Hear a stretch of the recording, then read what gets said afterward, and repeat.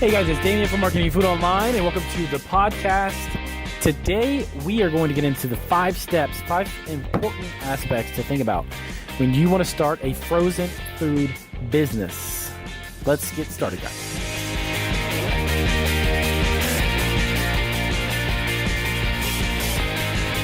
Okay, all right, guys, so let's get right into it. Let's dive into this topic. I get a tremendous amount of questions on YouTube, actually, in regards to frozen food business, starting an online frozen food business, and how does that work, and how can you get one up and running, and all kinds of questions. So I'm going to give you 5 steps, 5 important aspects that you really just need to think about before you take a dive into frozen food business, because the frozen food business is slightly different, if you want to say, than a traditional food business, creating food products and selling them online or selling them in retail stores.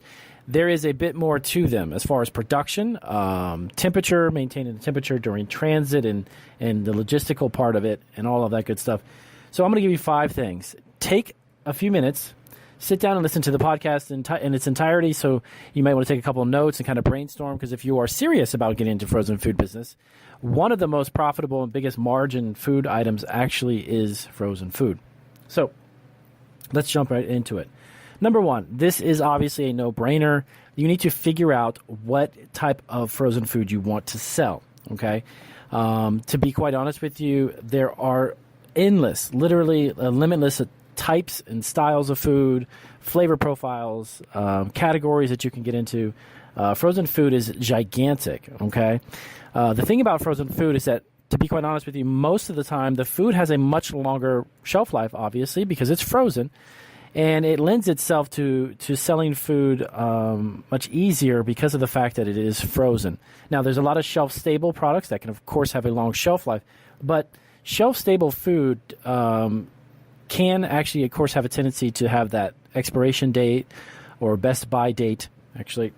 And that kind of limits the length of the shelf life for those products. And, of course, that varies dramatically depending on whether it's a canned or a boxed or a bag. I mean, of course, you can look at all kinds of different types.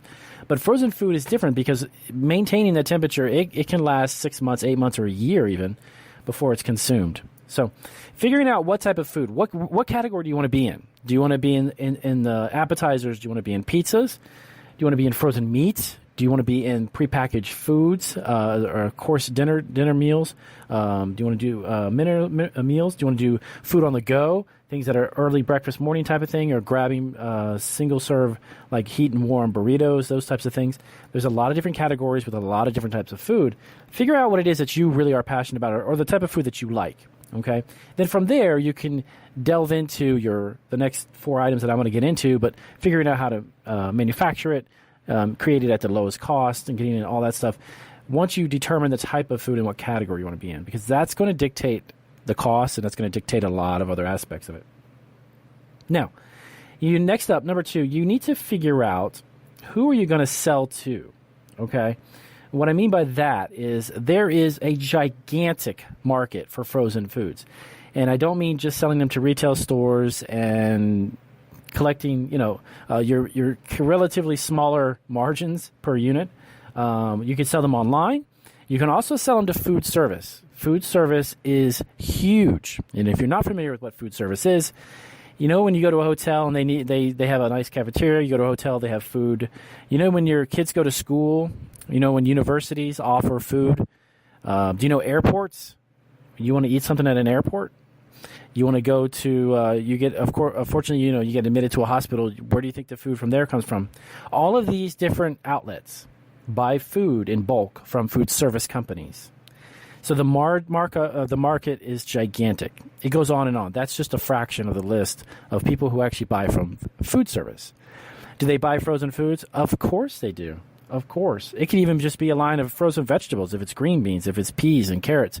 No matter what it is, if it's frozen and in bulk, food service would be a great route for you to go.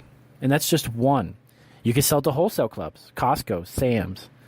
Then you got retail stores, and there's thousands upon thousands, of course, retail stores. So figure out where is it that you want to take that product. Once you determine the product, it technically, honestly, almost any product that can be created in a frozen food process can be sold to any of these types of venues.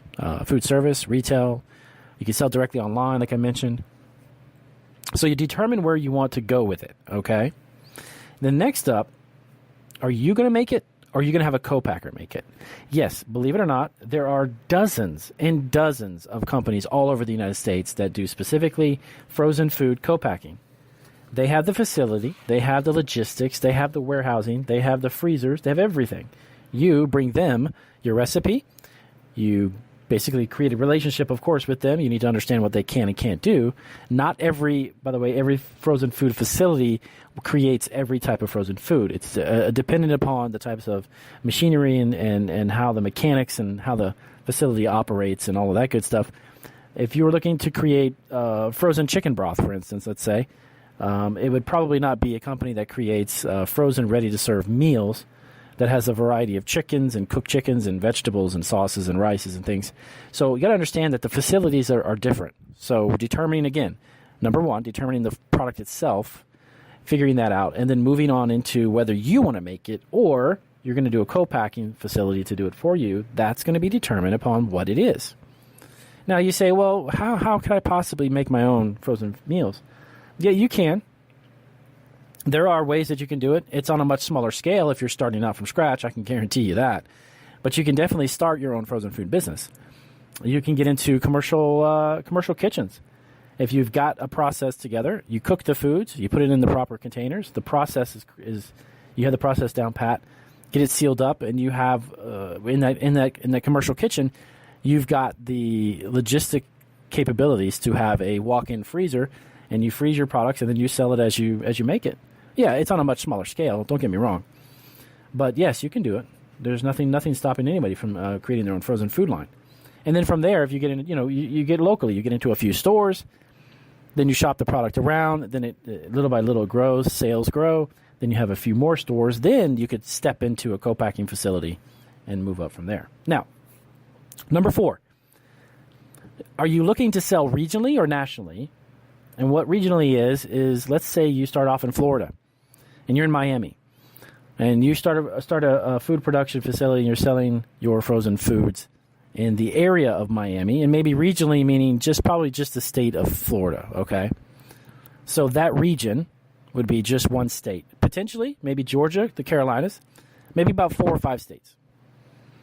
That's actually going to be a regional rollout, okay?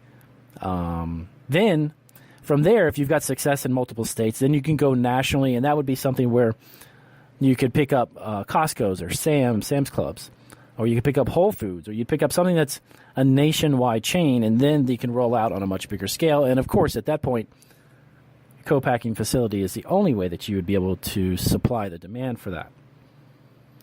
So I personally, with all of the recommendations I've ever made on any of my videos, over 400 videos and numerous podcasts, always start small, but just think big. Stay local. Stay in your community. Stay in your area first. You kind of got to own that little area where you are. Be in as many stores as you can. And then from there, you can take the bigger steps. To jump into something nationally or something regionally, you're not going to understand the logistics of it. You're not going to understand the business aspects of it. So, yeah, I would definitely say stay local and stay small first. And then as you get your feet wet, then you can move into bigger things. Now, this actually moves me into my 5th and final step. And, of course, there's a lot of other aspects to creating a food business based on frozen food. But these 5 are definitely some huge stepping stones, big parts of getting the ball rolling and understanding what you can and can't do.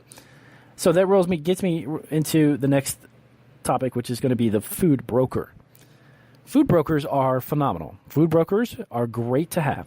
Now, they do cost money, but you find a food broker who's going to represent your product. They're going to be the pitchmen. They're going to be the guys out there selling it. They're going to be doing the legwork, if you will. So is it worth having them? Yeah. Do you need them right off the bat? Probably not. I don't know about that. You can definitely call around. You can definitely begin to get relationships with some food brokers. Call up. They all also handle different types of food. Some of them are like all organic products. Some food brokers actually specialize in frozen food. Some food brokers specialize in other types of foods that are not related to frozen food. So you need to find that one, of course, that would help you specifically with what you need. So those 5 key aspects of a frozen food business, when you're getting started, you need to sit down and think about these things. And then from there, then begin to take action and do something about it. So what I did is I actually put together, and there will be down in the description, if you are looking for co-packers, if you want to at least ask, pick up the phone and get some questions asked from different frozen food co-packers. I put together a huge list. I curated a list. It took quite a few months to put this together. So I was really excited when I got it done. I'm also giving you additional 20 questions to ask a food co-packer. These 20 questions are questions that I believe are super important to begin that one-on-one relationship with a co-packer. And that's what it is about. It's about relationships, business relationships. So if you can go through the list, find the one that's adequate or the one that's going to pertain to what you're looking for. They all handle a variety of frozen products. So take a look at the list. Get yourself a copy of the list. It's well worth the investment. Take a look at those 20 questions. Start a relationship. Start a rapport with one of the co-packers and see what you can do.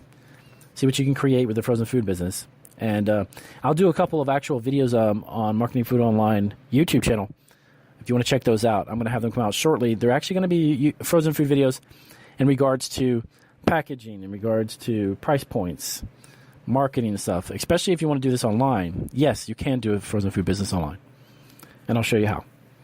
All right, guys, so with that being said, I'm going to wrap it up. I'll keep it short and sweet and always to the point. And I'll see you on the next YouTube video, or you can download our podcast. You can check us out online. Take care.